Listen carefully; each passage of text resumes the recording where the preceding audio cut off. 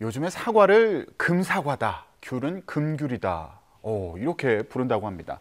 요즘 마트에서 장볼 때 한숨 나오는 분들 많으시죠. 과일값이 올라도 무섭게 올랐습니다.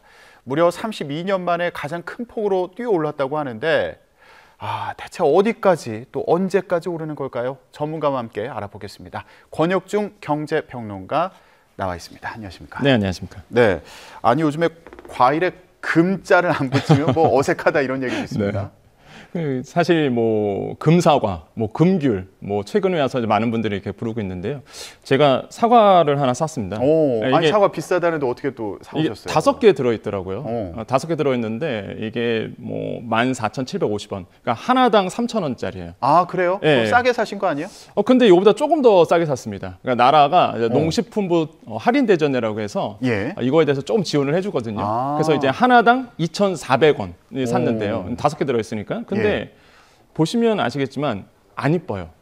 이런 걸 우리가 비정형 과실, 비정형 사과라고 얘기하는데 찌그러져 있거든요. 그러니까 예전에 보면은 상품 가치가 떨어지는 것들이죠. 그럼에도 불구하고 하나당 2,400원. 이거 하나 먹을 때 2,400원 나는 소비를 하는 거거든요. 그 정도로 사실 과일 가격, 사과 가격이 크게 올랐는데 사과 가격이 이제 전년 동월 대비해서 한 71% 올랐거든요. 그러니까 그러다 보니까 많은 분들이 부담스럽잖아요. 그렇죠. 저는 사과를 너무 좋아하거든요. 그래서 너무 오르다 보니까 이제 많은 분들이 지난달에 귤을 많이 또 찾으셨습니다. 이제 대체적으로 귤을 찾았더니 근데 이제 귤은요 2월 중순에 이미 출하가 끝났거든요. 공급 안 되죠. 수요가 많아지죠. 전년 동월 대비해서 78% 올랐습니다. 귤은요. 그렇군요. 사과값이 너무 오르다 보니까 이제 귤을 찾았더니 귤값이 또 오르는 맞습니다. 그런 상황입니다.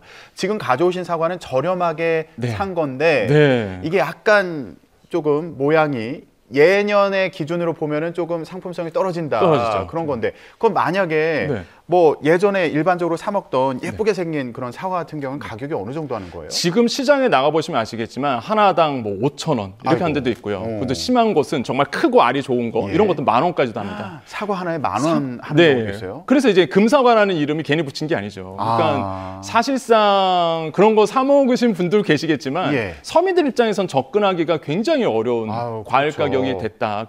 지금의 이제는 이런 부분들이 또 물가도 끌어올리고 있다라고 좀 생각해 봅니다. 그렇군요.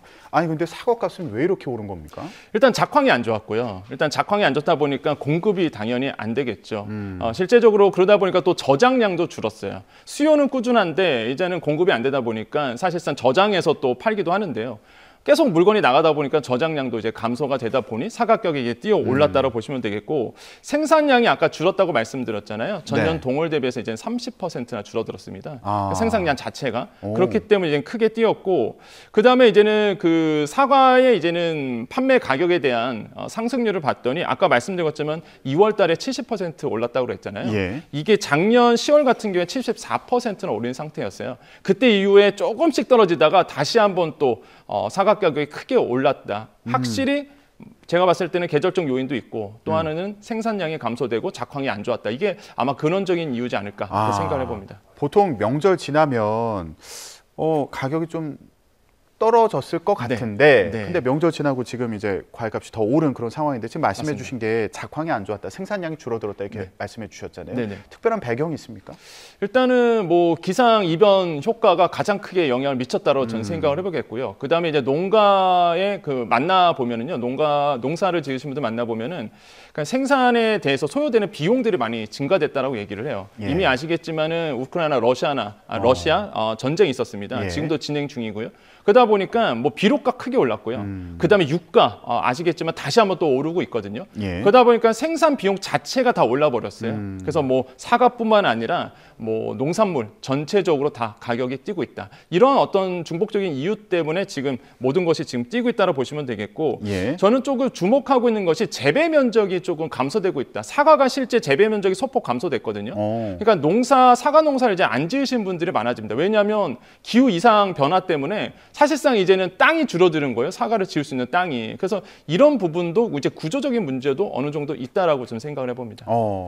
사과라고 하면은 이렇게 가족끼리 식사하고 나서 후식으로 이렇게 맞아요. 편하게 네. 먹는 그런 과일로 이렇게 생각을 해왔는데 이게 이렇게 또 비싸지니까 네. 예, 많은 우려를 낳고 있는 그런 상황입니다.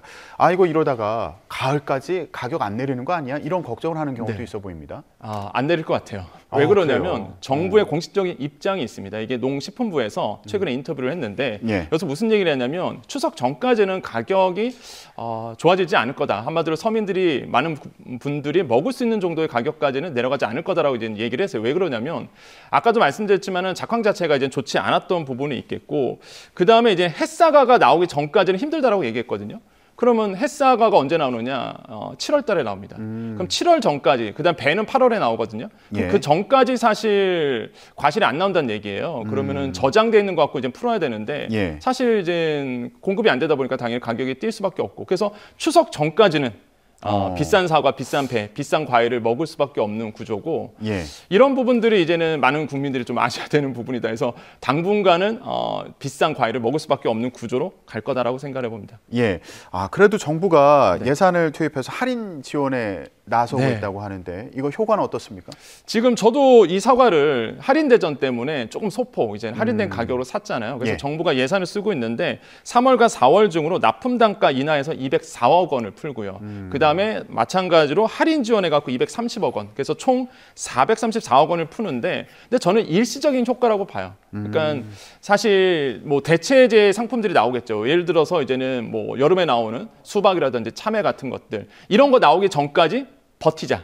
저는 그렇게 보거든요. 이제 예. 버티자. 그때까지 버텨서 다른 과일을 먹게끔 하겠다라는 것이 아마 농식품부의 보관이라고 볼 수 있겠고 그렇게 된다 그러면 아마 수요가 좀 분산이 될 수밖에 없을 겁니다. 그래서 지금 예산을 써서 좀 예. 계속적으로 억누르고 있다라고 좀 보시면 되겠고요. 예. 그래서 또 정부가 생각하는 게 수입 과일입니다. 오렌지, 바나나. 그래서 제가 사과를 너무 좋아하다 보니까 항상 먹거든요. 근데 너무 비싸서 못 먹어요. 그래서 어느 순간 보니까 이제 오렌지가 올라오더라고요. 예. 와이프가 이제 오렌지를 사갖고 오는 거죠. 오. 그러니까 오렌지는 그나마 좀 싸더라고요. 한 10개, 11개 들었는데 10,000원대 초반이었으니까 예. 그 과거보다는 그래도 괜찮은 가격으로 다른 과일 대비해서 그래서 오렌지라든지 이런 바나나를 이제는 대체제로서 정부가 수입을 해서 직수입해서 풀겠다 이런 얘기도 하고 있어요. 그래서 예. 이런 부분에 대해서 이제는 다각도로 노력은 하고 있으나 제가 봤을 때는 과일 가격은 계속적으로 높은 가격을 유지할 거다라고 보고 있습니다. 그렇군요. 자, 과일값이 이렇게 오르면서 2월 소비자 물가 동향도 다시 오름세를 기록했는데 3%대를 기록했습니다. 네. 그런데 이게 물가 안정이 더뎌지면 금리 인하에도 영향 주는 거 아니냐 이런 걱정으로까지 지금 네. 이어지고 있어요. 그렇죠. 지금 이제 시스템이 어떻게 가냐면 사과값이 이제 상승을 하잖아요. 과일 가격이 이번에 이제는 3.1% 소비자 물가 상승률 나왔는데 거기서 핵심적인 게 과실이었거든요. 실제 이제 신선식품 상승률이 20%나 나왔습니다.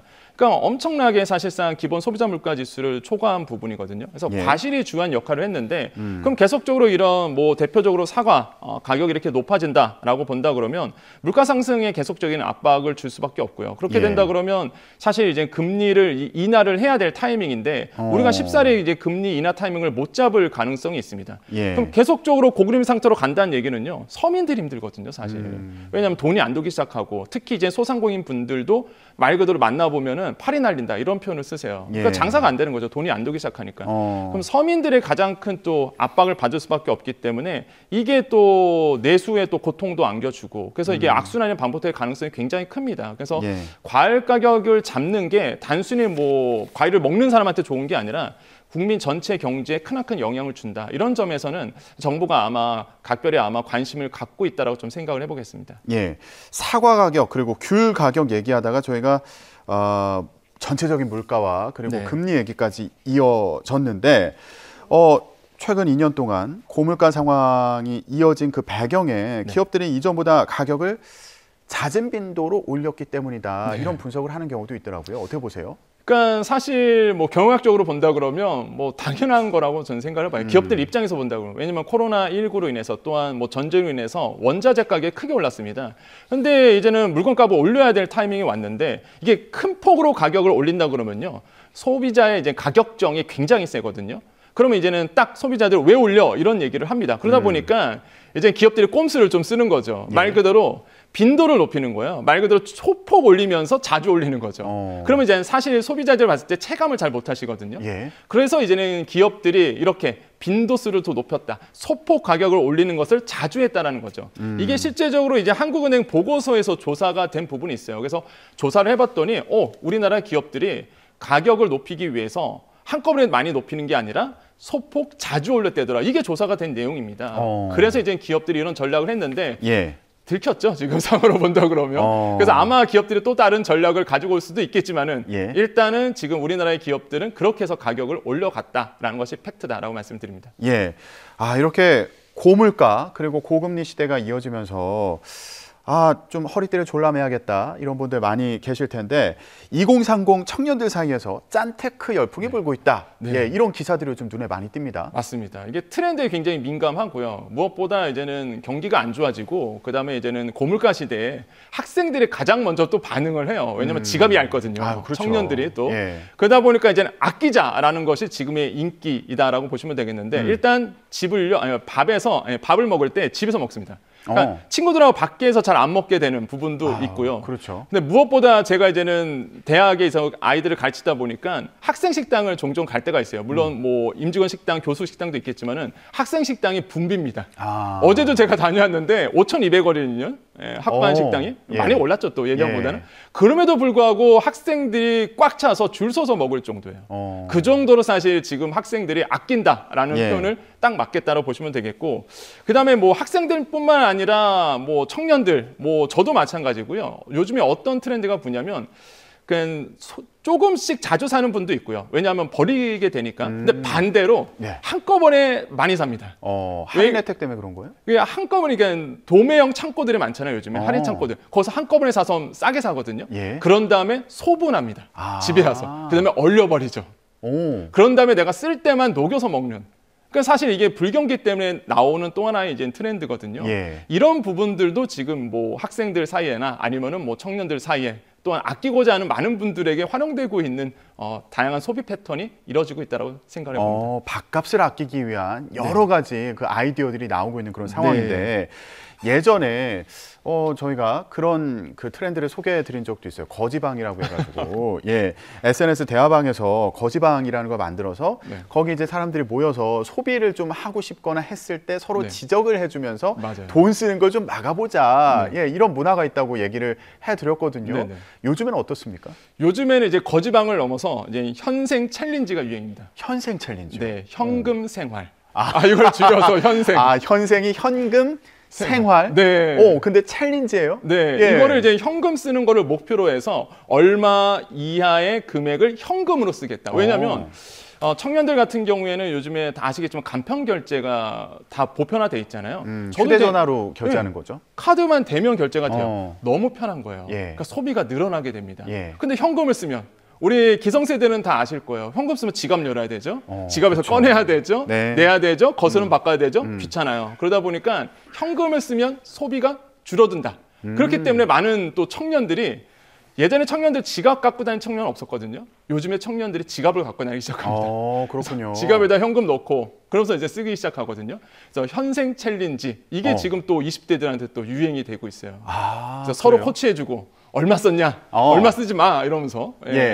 예전에는 벽에다 달력 같은 거 붙여놓고 이제 10,000원씩 꽂아놓고 하루에 10,000원씩만 써라 이런 재테크 방식을 뭐 이렇게 조언하는 경우도 있었는데 요즘에는 휴대폰 결제가 굉장히 이제 간편하게 결제할 수 있는 방식인데 이렇게 안 하고 현금을 갖고 다니면서 현금으로 직접 쓴다. 맞습니다. 그럼 이게 또 챌린지라고 하는 게 약간 목표치를 설정해 두고 하는 것도 있을 것 같아요. 맞습니다. 그러니까 하루에 얼마 이하로 쓰자 이거거든요. 그래서 서로 코치해줘요. 너 얼마 썼어? 그래서 어느 정도 현금 썼어? 이런 것을 이제 서로 보면서 서로 이제는 코치해주고 관리해주고 이러면서 이제 소비가 줄어들고 그 나머지 돈 모은 것으로 이제 적금 상품을 드는 이런 어떤 그 정말로 알짜배기 청년들이 많이 나오고 있다라고 생각을 해봅니다. 현금으로 쓰다 보면은 내가 오늘 얼마를 썼는지 또 눈에 확실하게 보이니까 또 체감을 할 수 있겠군요. 맞습니다. 본인이 소비한 거에 대해서.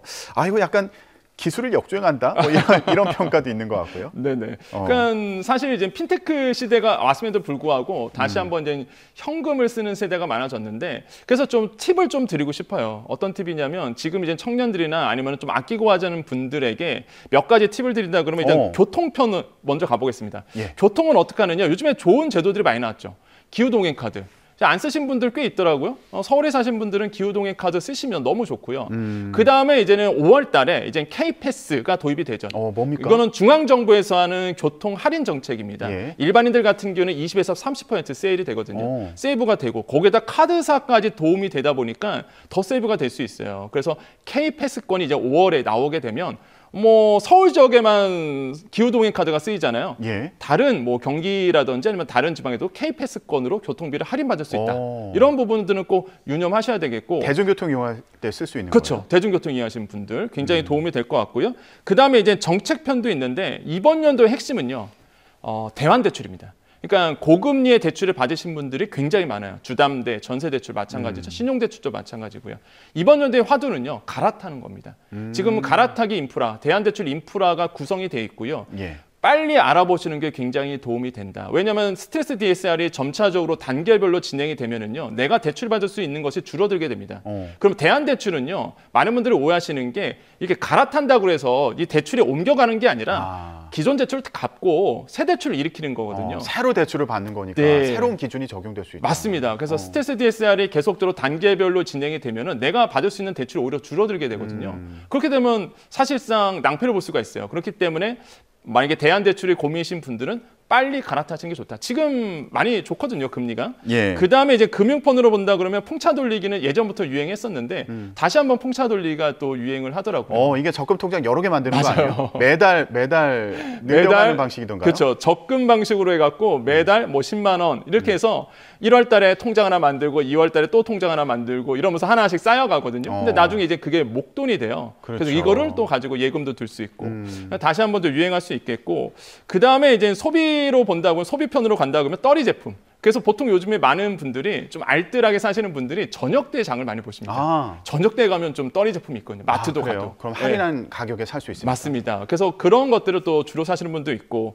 그래서 사실 제가 봤을 때는 뭐 많이 뭐 적게 쓰는 것도 중요하지만 또 버는 것도 중요하잖아요. 그래서 제가 말씀드리고 싶은 거는 그 청년들 상태로 해서 청년 드림 주택 청약 통장이 이번에 나왔죠. 이게 이자도 좋고요. 100만 원 넣을 수 있거든요. 그다음에 이율이 4.5%니까 이런 정책 상품도 활용해 보시는 거 다시 한번 좀 말씀을 드리겠다. 그리고 청년 월세 지원도 있습니다. 이거 모르시는 분들 있는데 이거 20만 원 지원해 줘요. 청년들한테 월세 비용 20만 원 주는데 이거 모르셔서 지원을 안 하시는 분들 많더라고요. 꼭 기억하셨다가 지원해 보시기를 좀 권유드리겠습니다. 아우, 예, 꿀팁 많이 주셨네요. 쓰고 모으고 또 대출 받은 것, 또 집세 관련해서 아낄 수 있는 꿀팁들까지 알아봤습니다. 오늘 얘기 여기까지 듣겠습니다. 권혁준 경제평론가였습니다. 고맙습니다. 네, 감사합니다.